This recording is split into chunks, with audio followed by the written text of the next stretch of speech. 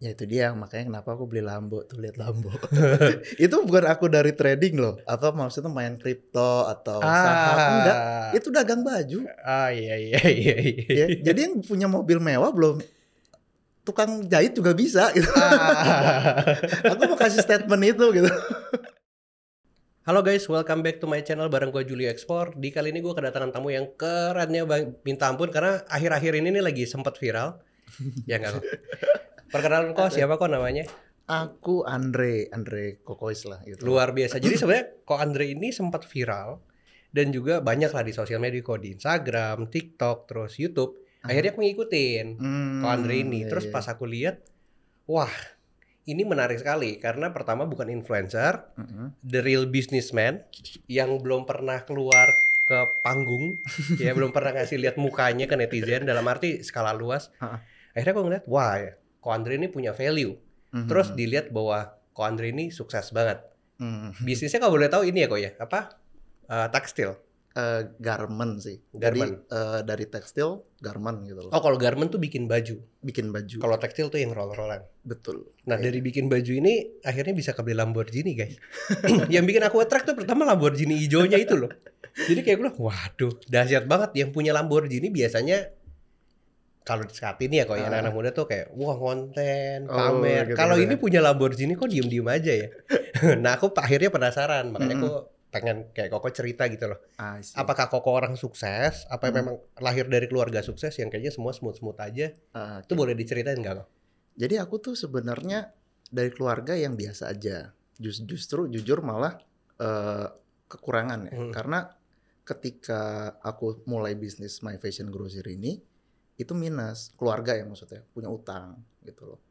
SM kayaknya ada deh ratusan gitu loh. Itu tahun 2000, pokoknya aku starting 2012 itu udah ada utangnya. oh jadi My Fashion Grocer dari 2012 ya? Mm-mm, Wow 2012. cukup lama ya. Aku kira baru-baru ini loh. Enggak, udah lama. Tapi emang aku semua dulu dari dulu tuh ngikutin pas boomingnya BBM ya. Hmm. BBM, terus masuk kan jualan pakai grup. Hmm. And then aku switch ke website itu 2013. Oh 2013 baru punya website sendiri. Mm-mm.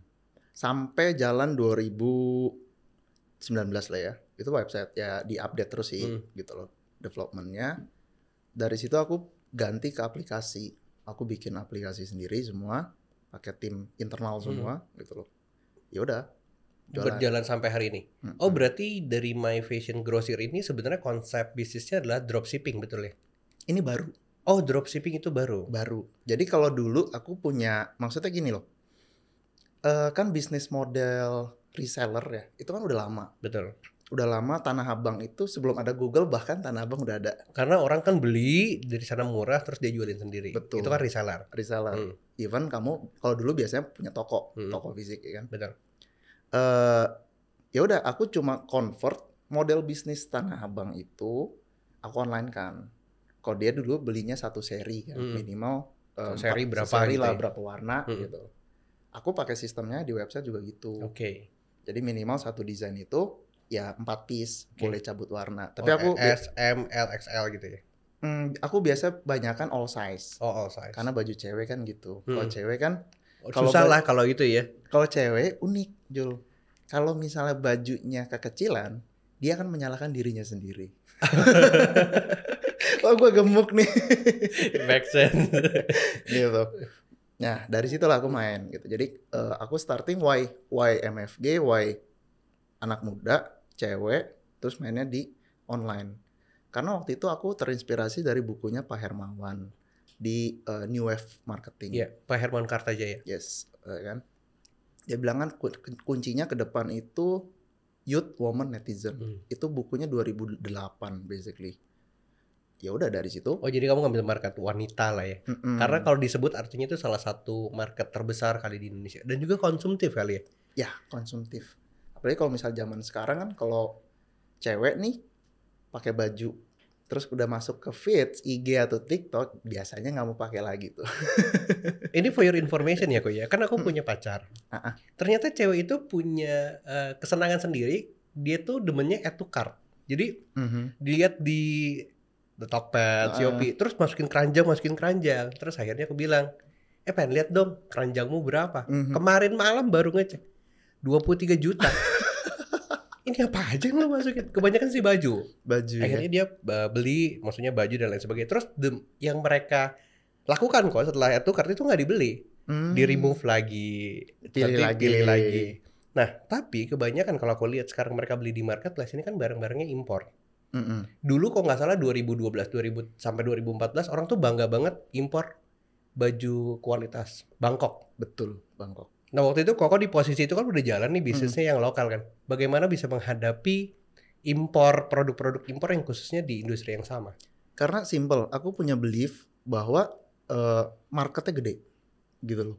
Even dia impor waktu itu kan, dan kebanyakan hand carry gitu kan. Betul. PO BKK inget Betul. banget. Aku cuma tembak desainnya.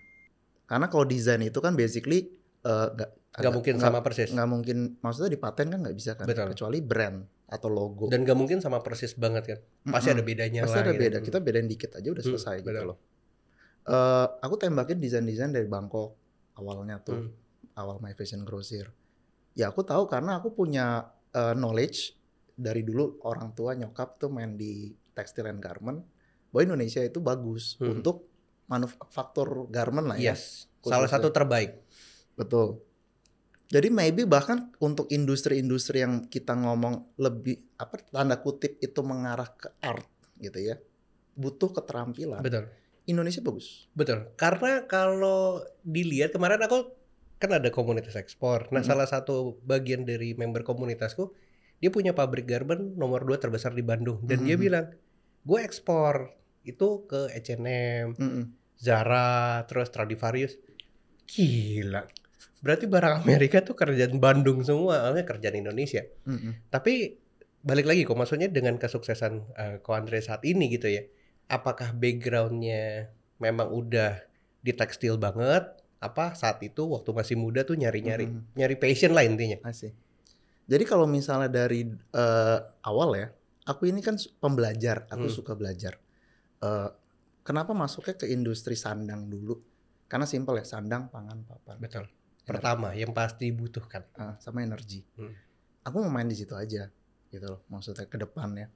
Dan aku mulai kan kalau kita mau bisnis kan pasti basically kita analisa. Ya paling simpel SWOT kan. Betul. Strength aku ada di pengalaman di sana. Yaudah aku mulai dari situ dulu gitu loh. And then ya udah berjalan nih. Ketika aku udah punya tim. Tim aku udah bagus nih gitu ya kan. Aku baru scale gitu loh. Nah ketika aku scale itu baru aku ya udahlah beli Lambo deh. Tapi balik lagi kok, ini kan nggak langsung tiba-tiba ketemu. Oh, gue kayaknya klik gue nih di garment nih. Dulu kan nyari kok pasti. Kalau aku sempat nonton di video-video sebelumnya sempat jadi agen asuransi. Betul. Nah itu kan maksudnya pasti dalam proses pencarian jati diri mungkin. Enggak. Atau kepepet atau di depan mata. Sebenarnya jujur nih, aku jujur ya. Pas aku masuk agen asuransi itu ketika aku lulus SMA. Oke. Jadi gini, aku SMP itu di penabur. Di penabur itu kan tahu penabur kan pelajarannya gimana, capek gitu kan. Berat banget. Ya kan? Yang nge-push lah maksudnya biar ranking ya 3 besar masuk. And then aku kan lagunya Krisya gitu, Masa Indah di sekolah ya. Gitu kan. Aku nggak mau sekolah di penabur lagi SMA, aku mau main-main gitu. Nikmatin masa muda. Gitu kan. Ya udah. Main-main SMA di Puri Notre Dame, maksudnya kan nggak nggak seketat penabur dalam kepelajarannya gitu ya gitu loh. Bagus sih bagus, tapi nggak gitulah kan. Kalau penabur kan olimpiade gitu kan. Karena aku percaya kita ini pintar ini banyak apa ya, banyak faktor atau pintar itu banyak case juga. Nggak harus di bidang pelajaran gitu. Betul, pintar di kehidupan dan lain-lain tuh bisa banyak kan gitu loh. Nah terus dari situ singkat cerita aku masuk nih ke ada teman kenalan itu agen asuransi, and then aku cuma ngomong, wah kalau aku bisa jual sebuah janji aja aku bisa jual, apalagi nanti aku jualan barang. Betul. Cuma itu doang motivasi aku masuk agen asuransi. ya kecemplung lah itu akhirnya oh iya boleh juga nih jadi penghasilan gitu kan. Ikut seminar apa bla bla bla gitu loh. And then ya benar, maksudnya aku juga kayak ngerasa apa ya, aku kayaknya bukan di sini deh, aku bukan tipikal deal maker, aku bukan tipikal trader gitu ya kan. Kayak something ada yang ngekang aku. Ya udah akhirnya jalan. Jadi kalau misalnya starting, jadi itu udah ada strength-nya ya, pengalaman dan lain-lain. Jadi kita hanya membutuhkan apa ya, kepastian, trigger kecil aja gitu loh, untuk kita mulai. Betul, melangkahnya ya. Melangkahnya gitu loh. Sometimes kebanyakan dari kita mungkin ragu gitu loh. Mulainya kapan gitu, when-nya gitu loh. When-nya kan masalah di when gitu loh. Itu kan nggak bisa kata orang ya. Nggak bisa. Itu kan kata diri sendiri ya. Betul. Nah, kadang-kadang kan orang nggak bisa dengar suara itu. Bagaimana Koko tahu bahwa oke, this is the right time, this is the right moment untuk gua move out, and then gue pindah ke langkah selanjutnya. Ya itu dia. Kalau aku tuh selalu butuh pembuktian gitu loh. Jadi kayak misalnya kita kalau misalnya testing gitu loh. Kalau research itu kan kita uji itu entah itu kualitatif, kuantitatif, kita kan tes dulu kan gitu loh. Hipotesa kita tes. Nah, kita tes dari skala kecil dulu. Waktu itu aku skala kecilnya dalam artian aku beli satu seri, aku coba jualin di kampus. Kebetulan pacar aku dulu ya kan, yang sekarang jadi istri, Catherine. Mantap. Itu dia dulu kerja SPG-an. Jadi kalau aku agen asuransi, terus sales kain freelance juga gitu kan. Terus di kampus jualan makaroni dan gulali gitu kan.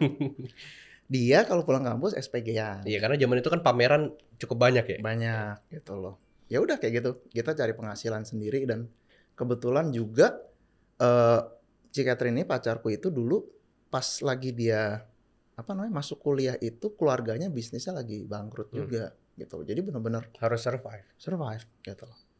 Ya udah testing beli seseri, dia jualin ke grup-grup SPG dia. Laku. Ini baju nih. Rok. Rok.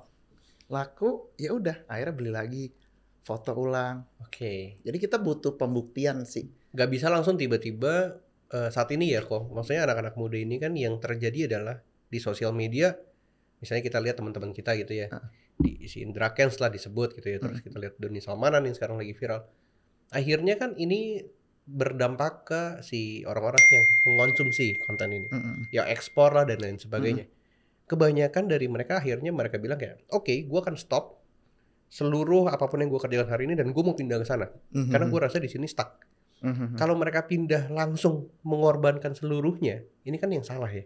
Itu salah.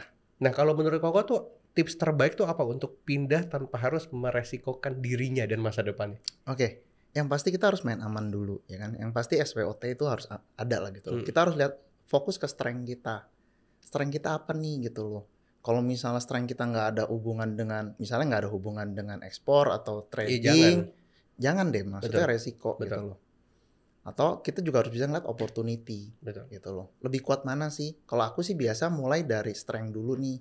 Ketika aku ada satu strength-nya di garment, and then aku baru next step itu fokusnya ke opportunity. Iya, apakah laku, apakah ada marketnya gitu loh. Ya? Jadi ketika aku mau nambah industri bisnis, itu aku ngeliatnya opportunity. Karena aku ya ada sih strength aku dalam artian aku punya pengalaman untuk mengelola sebuah bisnis gitu loh. Kira-kira seperti makanya itu sih. Orang yang udah bisnisnya jalan sukses, ketika dia bikin bisnis baru sebenarnya dia nggak ngulang dari nol ya. Enggak. Dia mulai dari basic yang dia punya terakhir kali ya. Betul. Makanya kalau udah sukses banget dia bikin tiba-tiba langsung sukses lagi. Karena itu udah compounding, kamu punya knowledge dan pengalaman kan. Betul, makanya sekarang yang anak muda butuh tuh bukan yang ngejar-ngejar yang orang lain punya. Betul. Tapi bagaimana mereka develop dirinya ya kok ya. Agree, bener gitu loh. Tapi akhirnya aku pengen nanya, dengan adanya perubahan bisnis dalam arti konsep bisnis kan beda banget waktu zaman 2012 di zaman 2020 2021. Betul. Teknologi kencangnya minta ampun. Akhirnya orang sekarang udah ngeliat bahwa bisnis tuh udah nggak harus melulu soal retail, produk, akhirnya bikin startup, teknologi ini itu impor dan lain sebagainya. Nah, bagaimana kok bisa bertahan di situasi seperti ini? Jadi sebenarnya kalau kamu lihat, aku kan dulu mulai bisnisnya itu My Fashion Grocer, kayak Tanah Abang ya, jual serian. Yaitu basically serian itu adalah barrier entry untuk membedakan mana yang reseller, mana yang end user gitu loh. Nah, ketika aku ngeliat kayak gini banyak sistem dropship. Dropship aku dari 2014 itu udah sebenarnya pengen bikin dropship. Tapi aku harus ngejaga dong. Aku punya janji ke customer gitu loh. Oh, customer, yes. Ya kan, ke reseller aku, ke reseller aku, janji aku nggak akan jual satuan gitu loh. Kok nggak nge-bypass mereka jadinya. Betul, ya kan. And then 2015, nah kebetulan 2015 sampai 2018 itu aku ada banyak problem secara pribadi lah ya. Baru married, nyokap aku kena cancer, gitu segala macem lah. Jadi agak down. Titik momen aku balik ya 2018 akhir itu aku mau gagas lagi gitu loh. And then barulah aku udah ada konsep, aku udah tercipta, aku mau split My Fashion Grocery ini menjadi 4 model bisnis. Ada 5 sih basically. Yang baru launching ini 4. Jadi yang paling tua yaitu grosiran, terus kedua ini yang dropship, ya kan. Yang ketiga itu custom made, maksudnya mereka bisa order apapun yang mereka mau ya. Jadi nanti custom made itu ada ODM dan OEM gitu loh. Sama tekstil aku jual kainnya. Oke, berarti dari hulu sampai hilirnya udah mulai dibentuk. Artinya ekosistem ya. Betul. Nah, sekarang gue pengen nanya, kalau kita bicara ekosistem, seberapa penting ekosistem dalam sebuah bisnis? Itu penting menurutku. Karena kita bisa kalau buat aku ya, aku paling nggak suka yang namanya outsource. Aku paling nggak suka. Why? Karena aku punya cara aku bertindak sendiri gitu loh. Ya kan, kayak aku nih jujur lagi mau masuk ke industri properti gitu. Aku mulai dari desain arsitektur dulu, jualan gambar lah ya. Aku bilang ke tim gitu loh, kita nanti harus punya perusahaan construction sendiri gitu loh. Why? Karena banyak teknologi yang bisa kita aplikasikan gitu loh. Kayak misalnya nembok, ya kalau kita cuma outsource gitu kan, ya mereka pakai cara mereka. Betul. Yang penting hasilnya gini. Artinya masa depan kita atau bisnis kita tergantung orang jadinya. Betul. Dia jelek, kitanya jelek gitu ya. Betul. Sedangkan kita mau melakukan improvement kan, penggunaan teknologi. Kayak misalnya pakai disemprot semennya lah ke tembok dan lain-lain. Sesimpel itu gitu loh kalau aku ya. Nah, ini menarik sih, Kok.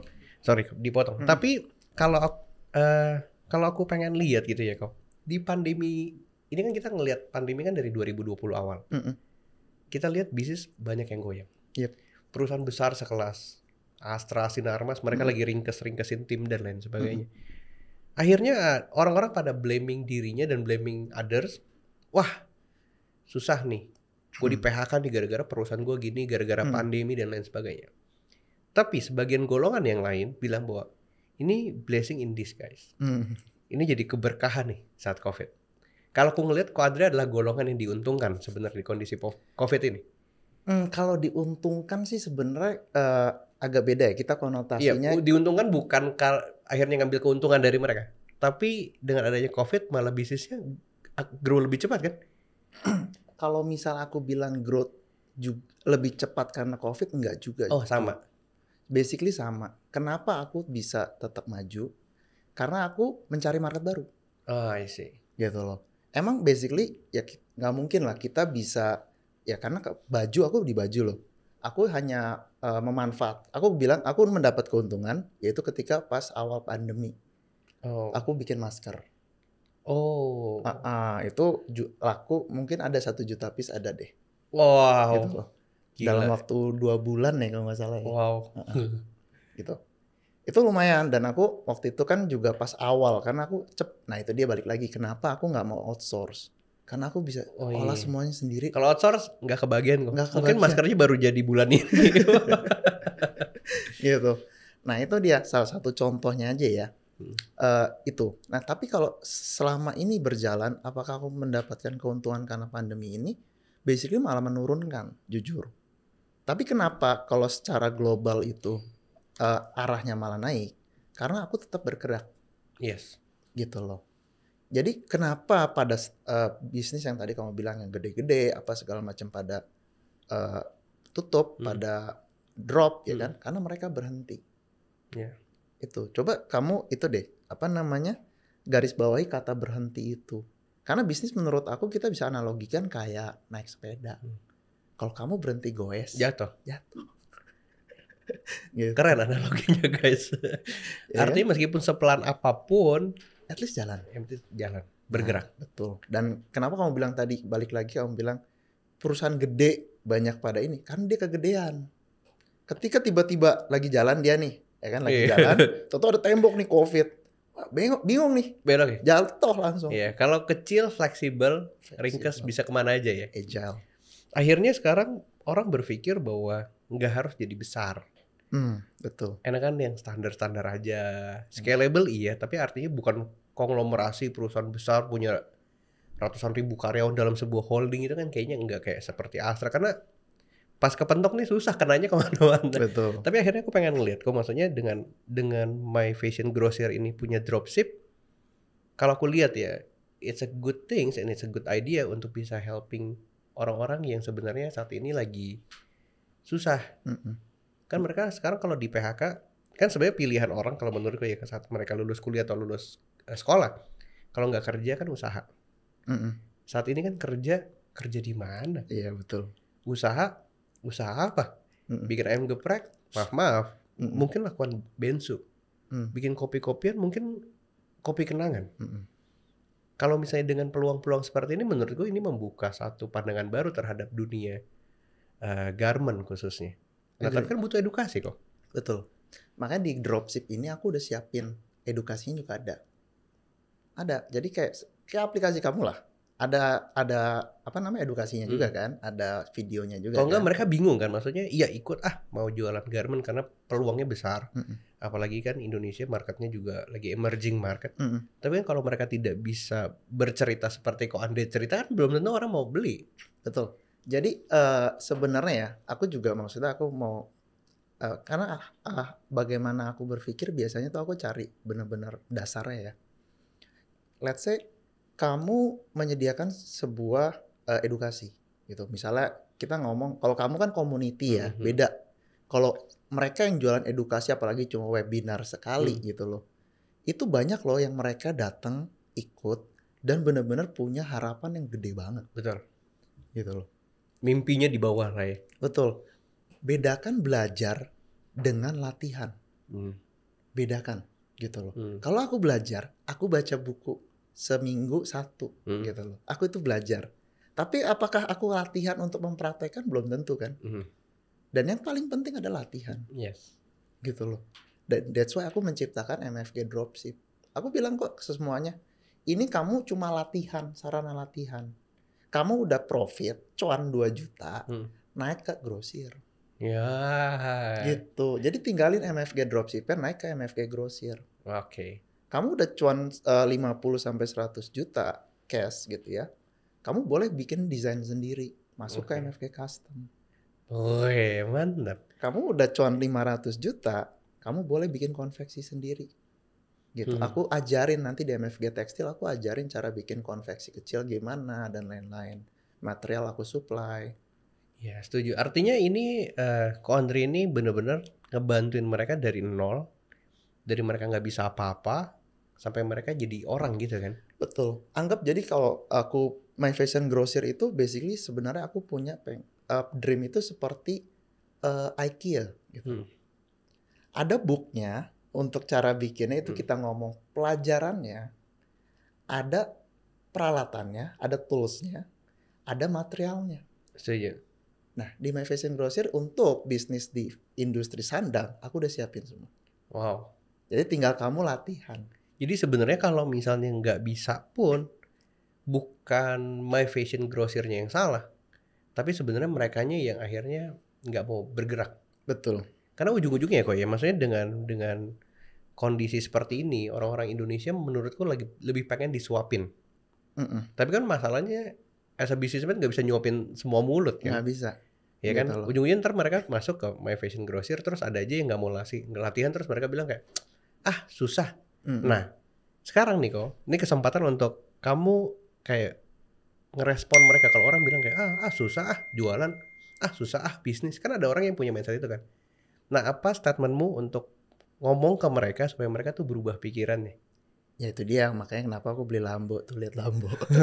Itu bukan aku dari trading loh, atau maksudnya main kripto atau saham, enggak. Ah, Itu dagang baju. iya iya iya Ya, iya. jadi yang punya mobil mewah belum tukang jahit juga bisa gitu. Ah. Aku mau kasih statement itu gitu. Ini punchline-nya keren banget sih. Gak usah statement. Maksudnya jualan baju orang konveksi punya Lambo. Iya, Maksudnya kalau Ko Andre bisa harusnya mereka juga bisa kan. harusnya bisa kok. Tapi kan sering banget yang mereka lakukan adalah mereka ini compare dirinya dengan Ko Andre saat ini. Menurutku nggak fair ya. Harusnya mereka compare-nya dengan Ko Andre saat dulu waktu mereka mulai. Betul. Waktu Ko Andre mulai kan. Benar. That's why kenapa aku bilang kamu dropship ketika udah 2 juta baru ke sini. Karena aku modal 2 juta. Ah. Gitu. Aku punya ada cash 50 apa 60 deh.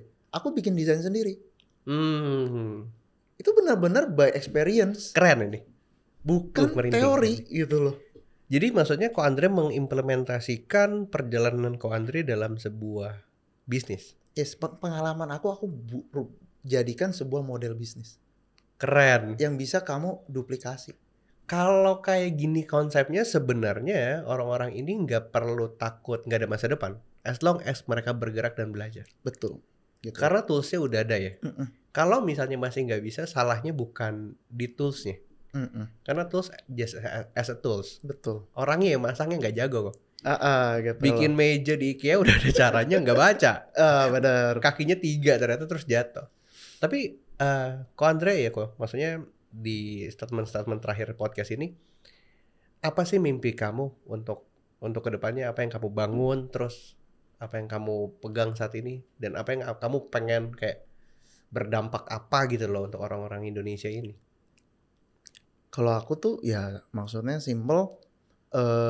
Kalau untuk di garment tekstil ini aku mau sebanyak-banyaknya itu Indonesia kuat gitu, khususnya di home industry gitu ya. Jadi kenapa aku ke home industry dulu ya?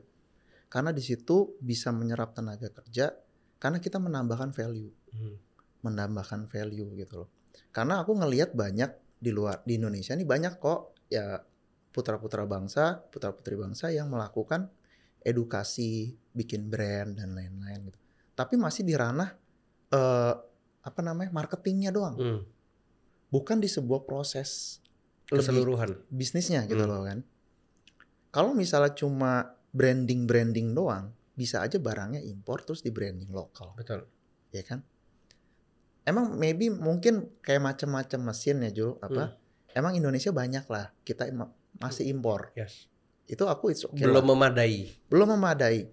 Tapi kalau kamu kan khususnya di komunitas bisa ekspor kan kamu tahu sendiri kita punya bahan baku, material keren-keren semua. Betul. Kan? Kenapa kita nggak coba olah gitu loh. Kita tambahin value dulu, entah itu barangnya jadi barang setengah jadi atau barang jadi, baru kamu ekspor. Betul. Itu kan pasti harganya lebih bagus. Dan yang saya terbantu akhirnya orang banyak. Yes. Lu buka lapangan kerja, akhirnya mereka dapat keuntungan dan bisa bikin dapur keluarganya ngebul, anak sekolahnya bisa lebih baik, jadi masa depan keluarganya. Betul. Karena prosesnya lebih panjang. Lebih capek ya? Lebih capek, emang lebih capek. Tapi otomatis selama proses itu makin panjang, berarti makin banyak orang yang terberkati. Iya. Bisa ngambil bagian di dalam situ. Tapi kamu ada target nggak sih kayak aku harus pengen gitu ya home industry untuk khususnya garment itu ada di Semarang, Surabaya dan lain sebagainya. Kamu ada parameter yang kamu kejar nggak sih? Ada. Aku kalau misal dalam ini aku udah planning 25 tahun ke depan gitu loh. 25 tahun ke depan itu ya kan namanya dream, it's okay lah. Terserah kamu mau ketawain, it's okay. Silahkan ketawain. Ya, gratis aja. Ini. Iya gratis ya kan. Aku pengen aku bilang ke tim, helping 10 million fashion partner on earth. Berarti kan 10 juta nggak cukup di Indonesia doang, harus keluar gitu loh. Fashion partner itu apa? Ya termasuk orang-orang yang penjahit, orang finishing gitu loh. Itu termasuk fashion partner menurutku karena di industri fashion ya. Itu cita-citaku dalam 25 tahun ke depan. Baby step, planning 5 tahun, 10 tahun aku udah siapin. Intinya aku akan melakukan pemberdayaan juga untuk teman-teman. Jadi sih, nggak nyampe 25, trust me deh. Amin. Podcast ini nggak akan dihapus, lihat deh. Dan baru kita buka ya 5 tahun ke depan, 5 years ago di podcast ini udah jadi. Amin. Tapi bener sih kok, maksudnya selama kita niatnya bukan cuma sekedar cari untung, tapi jadi berkat buat banyak orang. Lihat deh, nggak pernah tahu ya, tiba-tiba jalan kebuka lagi. Betul. Makanya ketika aku tahu kamu, pertama tuh dari TikTok deh kalau nggak salah. Wih keren amat nih masih muda, terus langsung gebrak bisa ekspor gitu loh. Komunitas bisa ekspor gitu loh. Bukan komunitas bisa impor gitu. Oh ini keren banget nih gitu loh. Bisa nambahin devisa segala macam, dan aku ngeliat kamu beneran serius dari semua nih konten-konten creator ya yang aku kenal, anak-anak muda. Kamu yang menurut aku yang paling keren. Aduh terima kasih kok, sebuah kehormatan. Serius beneran. Ini bukannya lip service ya, no. Terima kasih. Emang bener-bener yang kalau yang lain kan ya Bitcoin lah, apalah segala macem gitu. Koin ada value-nya gitu. Makanya aku ada bikin kan dipotong-potong video aku. Aku pernah bilang jadi entrepreneur itu tanggung jawabnya gede. Nah, ini saya baru pengen bahas di akhir-akhir gitu loh. Aku bilang itu kan komennya banyak yang bilang trading jadi trader itu, maksudnya trader entah itu kripto atau saham, itu nggak mudah loh. Ya saya bilang bukannya bilang itu gampang. Tapi kan masalah tanggung jawab banyak orang. Bener. Karena trading itu kan kalau kita rugi kan kita nggak merugikan orang lain. Tapi kalau tiba-tiba omset turun setengah dari yang normal, gimana gaji mereka, hidup mereka gitu ya kok ya? Bener. Coba kamu lihat deh. Kita ngomong saham gitu.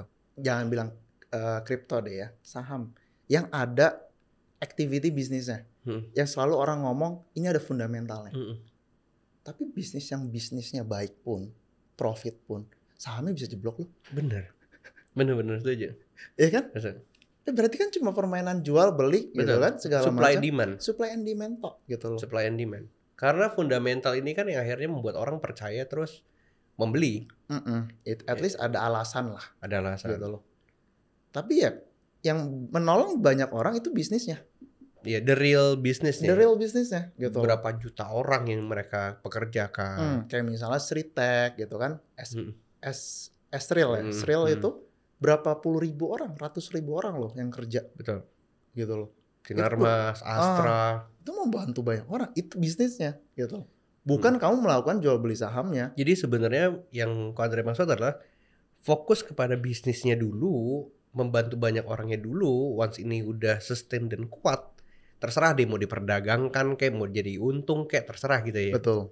Gitu loh. Tapi yang kalau aku pribadi let's say semua orang maybe bilang aku old school gitu. Tapi menurut aku pribadi yang keren itu adalah bisnis gede tanpa perlu ke bursa efek. Itu yang keren. Gue nggak perlu butuh dana lu, ya kan? Gue nggak butuh dana siapa-siapa. Gue bisa memvalidasi ide gue sendiri by my own, gitu loh. Nah, ini itu aku punya. Keren. Mungkin kapan kita ketemu ya, Koy? Maksudnya aku ajak ke pabrik. Aku punya mentor. Beliau ini namanya Pak Simar Batong yang punya pabrik Napoli. Kursi plastik itu ya? Kursi plastik. Dia pegang dari hulu sampai hilir semuanya. Sampai hari ini nggak mau IPO sekalipun.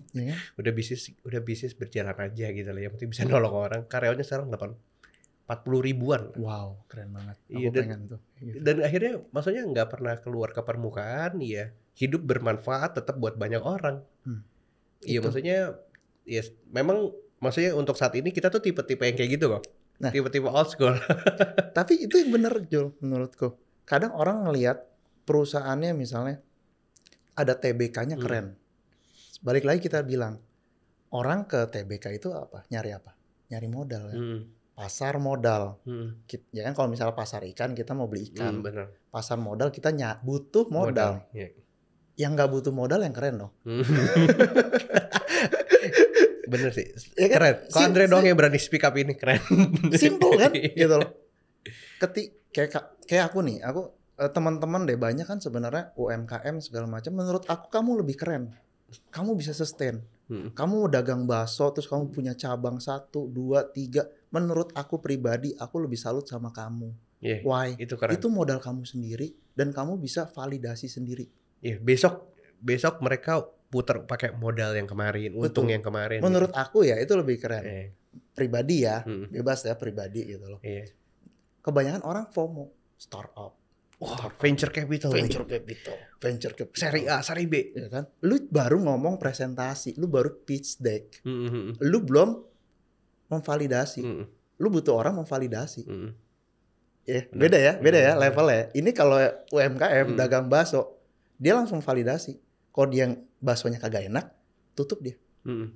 Kalau enggak dia langsung belajar untuk bikin bakso enak. Yes. Benar-benar. Jadi kalau aku simple, kalau aku pemikirannya iya, kayak sebenarnya gitu. akhirnya banyak startup yang gagal juga karena mereka assuming bahwa yang mereka kerjakan itu tepat sasaran, padahal belum tentu. Oh iyalah, orang dananya banyak. Karena dananya banyak. Jadi akhirnya mereka tidak berpikir bahwa itu sebuah kesalahan besar. Betul. Ya bakar duit lagi aja. Jadi Bakar duit lagi apa aja. namanya? Kamu akan ngerasa aman karena itu ada safety netnya, dananya gede. Jadi kamu ya apa ya? Belum ngerasain gitu loh. Profitnya dari mana nih? Muter enggak gitu loh. Karena startup itu kan, nah itu model bisnis yang berbeda ya menurut aku ya. Emang aku old school. Kalau misalnya buat teman-teman yang di startup dan VC itu bisnis juga. Karena kan mereka cari capital gain kan. Betul. Mereka cari growth Ya kan, valuasinya kan gitu loh. Dia growth, valuasinya dinaikin gitu kan. Kita bisa klaim valuasinya naik, harga saham yang gue pernah beli dulu sekarang naik gitu. Gue jual, exit. Itu di sisi investornya ya. Makanya kenapa ketika aku ngobrol sama teman-teman pebisnis, terus aku bilang, mereka bilang exit plan. Harus ada exit plan. Aku nggak setuju. Exit itu kabur. Keluar Kayak misalnya exit gitu kan, kayak ke mall apa kan, itu kan keadaan darurat kan, case emergency, exit. Aku lebih suka end game gitu, bukan exit plan. Kalau exit plan berarti ketika lu bikin bisnis gitu ya, nanti gue mau jual atau mau apain segala macam terus selesai. Aku di-acquire siapakah gitu ya. Balik lagi, berarti kamu bikin bisnis hanya untuk ngejar uang. Nah, menarik. Soalnya bukan untuk value-nya. Kemarin di bulan Februari Bisa Ekspor itu dapat satu penawaran menarik kok dari salah satu venture capital di Singapura. Penawarannya $5 juta untuk 10%. It's a good valuation. $50 juta kan, 100%. Terus aku bilang, sorry gue gak tertarik. Dia bilang, kenapa? Gue gak bicara soal startup. This is community. Community jangan diinvest. Invest mah startup. Komunitas kok diinvest. Karena akhirnya aku akan berpikir untuk mencari keuntungan dari member-memberku ini. I see. Sampai hari ini mereka ekspor kok 20 kontainer, 30. Sepeser pun gak dapat. Kalau aku terima uang investor, pasti aku pikir di mana gue bisa dapat uang mereka. Betul. Karena kan di Uber bener investor, iya, balikin duit gue. Padahal di sini kan gak bicara soal keuntungan.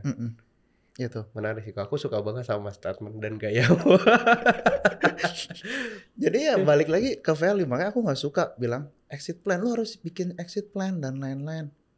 Karena yang aku tahu belief aku dan knowledge yang aku punya, bahwa kita build sebuah bisnis karena kita mau solve something problem. Dan itu dari diri kita. Ya kan? Bukan bisnis yang kita nggak mau atau cuma sekedar cari uang. Nah itu dia.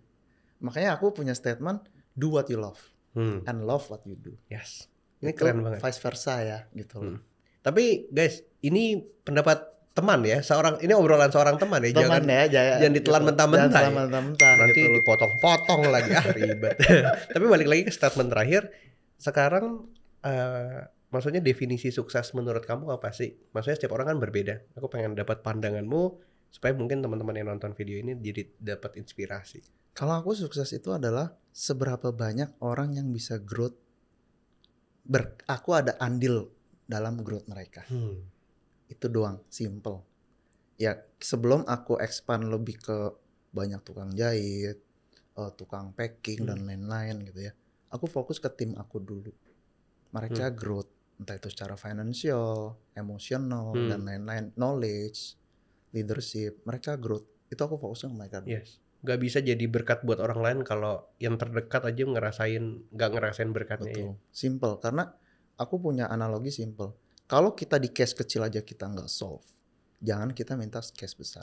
Setuju. Makanya ada kutipan Alkitab, setiap pada perkara kecil. Ya. gitu kan. Luar biasa Itu sekali. yang aku pegang. Kalau misal keluarga kamu aja, kamu nggak bisa jadi leader di keluarga kamu. Ya gimana kamu mau Sukses di bisnis. sukses bisnis atau mimpin daerah gitu? Iya, terus jadi yang terbesar gitu. Kayak. Agak repot gitu loh. Oke. Ini menarik banget, ini podcast yang membuat saya tersentuh, guys. Bisa aja. Iya, paling gitu. Dan terima kasih Ko Andre udah datang ke podcast ini. Thank Semoga you ini banget, jadi Jo. berkat, videonya jadi inspirasi buat teman-teman semua yang nonton. Mm-mm. Oke guys, and see you on the next video. Bye bye.